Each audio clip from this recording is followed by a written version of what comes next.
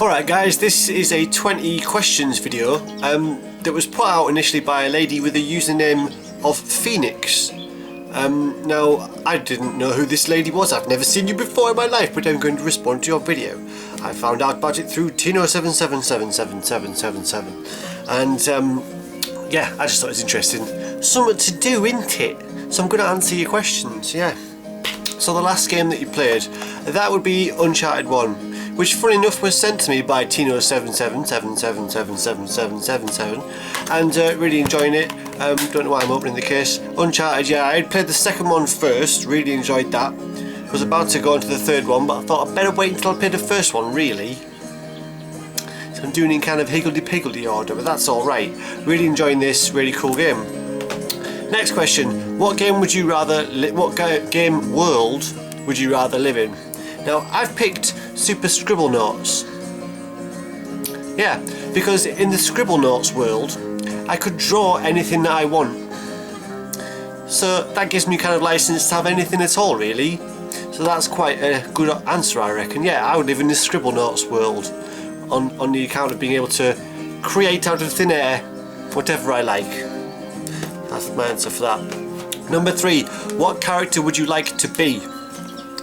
Now there's a million and one, but I've gone for Orta in Panzer Dragoon Orta, because who wouldn't want to ride on the back of a fire-breathing dragon?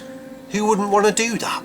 Yeah, I would like to be Orta, so that I get to drive around on dragons. That's pretty cool. First console you ever played? I think it was the Atari 2600. I have really vague memories of playing Centipede as a young kid. Yeah, I think it was an Atari 2600 playing Centipede and maybe a few others. Yeah, that was the first console I remember playing on.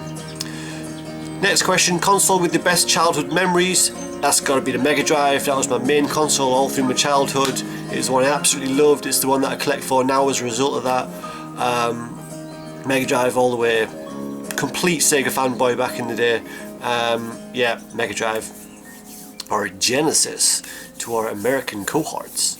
Right, number 6. Favourite multiplayer game? Well, like Tino77777, I've chosen two to answer for this question. Two answers for this question. Retro and modern. So my favourite multiplayer retro game is Micro Machines. Especially the ones where you can do 4-player. That might be all of them, I'm not sure. But the Micro Machines, you just cannot beat that for multiplayer magic on the retro systems. Just frantic, fast-paced, just amazing. Yeah, I don't know what to say. Micro Machines from retro pick. Anyway, favourite modern multiplayer game is Halo 4. Bit of a generic answer probably, but I just absolutely love that the multiplayer on Halo 4. You get to a stage where it's almost like a Zen experience, like the way that you're, you know, tapped into that, into those battles. I'm not doing a great job of describing it. I'm kick-ass at it basically. I am very good at Halo 4 and multiplayer, and that's my favourite one. Favourite console currently is 360. Which character would you most likely date in real life? Well, I have gone for Faith from Mirror's Edge. Not only is she hot, she's also got a brain on her. Yeah. In the context of this world, she's in this dystopian future, although it's kind of happening now, where control of information is being lorded over by this totalitarian government.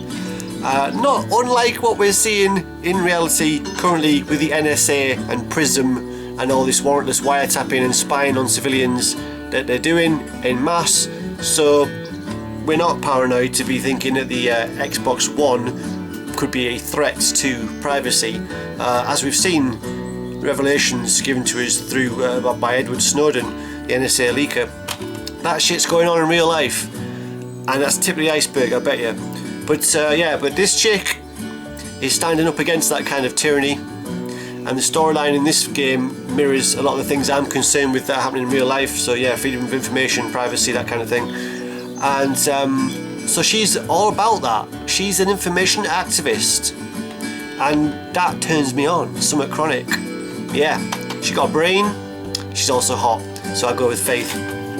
Anyway, number 9, favourite character's outfit. Now I have gone for Adam Jensen from Deus Ex Human Revolution. Now get a load of that outfit. Focus. Focus. Oh my god, come on, you focus, you bastard camera. Anyway, it's basically got a cool as fuck you know, overcoat. It's not going to show you in focus. Come on, camera, what are you doing to me? Oh my god. You're going to have to take my word for it. Badass. That's the outfit I'd choose.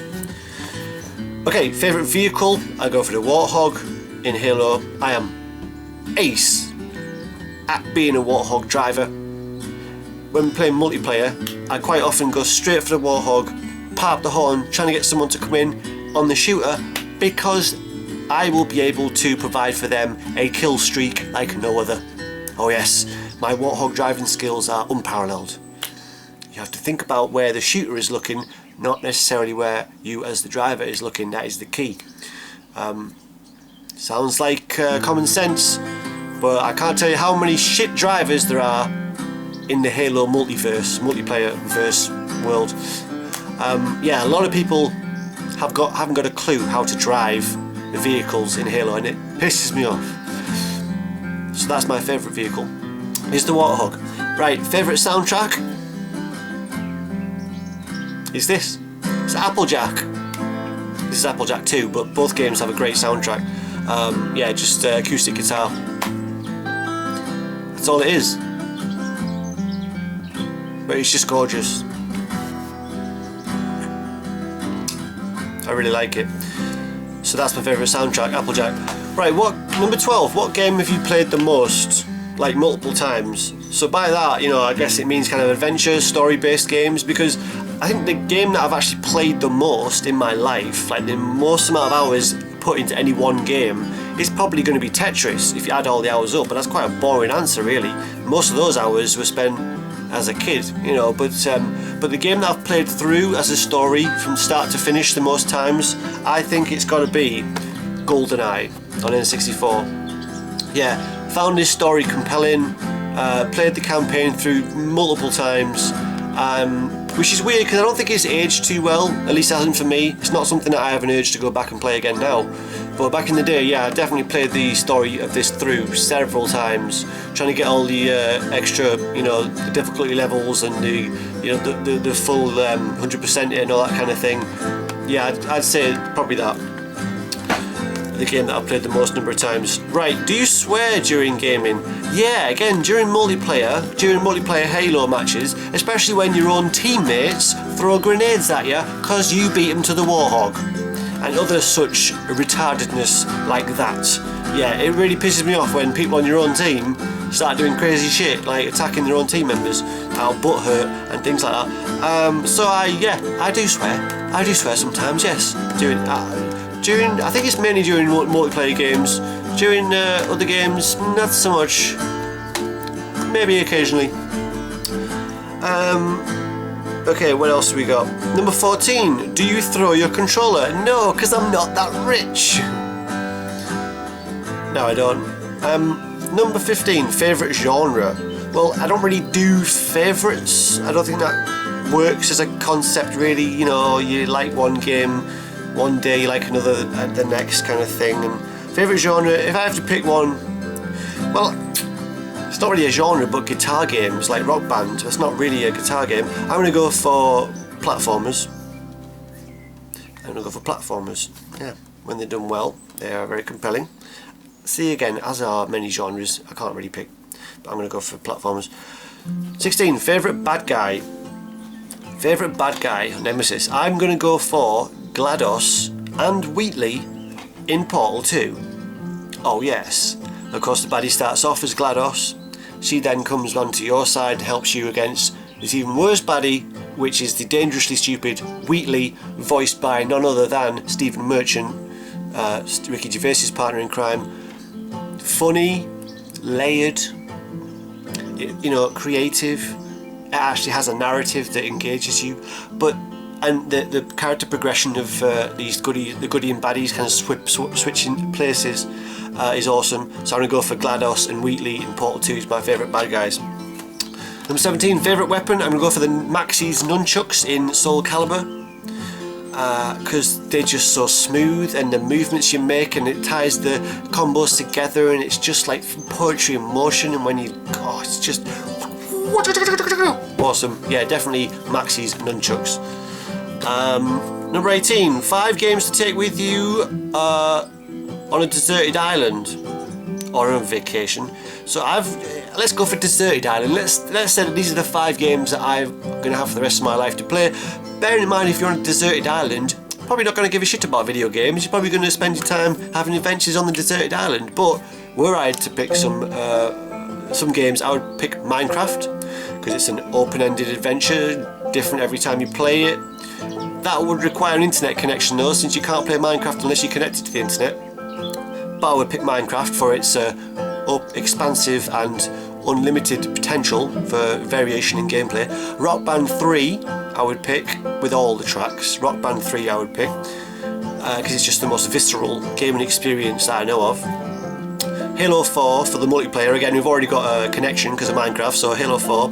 Pro Evo 2013, possibly again a bit of a boring choice, but again one with an open-ended structure because the game's going to be different every time, and I've already got the connection so I can play online against people, so that's a bonus as well. But Pro Evo 2013, again, it's a game that allows for creation, allows for flair, allows for inventiveness and not just a linear structure. So that will keep you engaged longer than maybe just a platformer game with set levels. And then Music 2000 on the PlayStation, again, a game that allows creativity and variation and is unending, basically. Number 19, game with the best childhood memories, I'm going to say Night Trap. That game blew me away, the FMV was amazing. Or Sword of Vermilion, the RPG on Mega Drive. And last question quickly, because I'm running out of time on my memory card. Worst game you've ever played is Street Smart on the Mega Drive. It is the worst game I've ever played Street Smart on the Mega Drive. So that's it, 20 questions over. Go and reply to this lady's video if you want to do something like this. Okay guys, bye bye.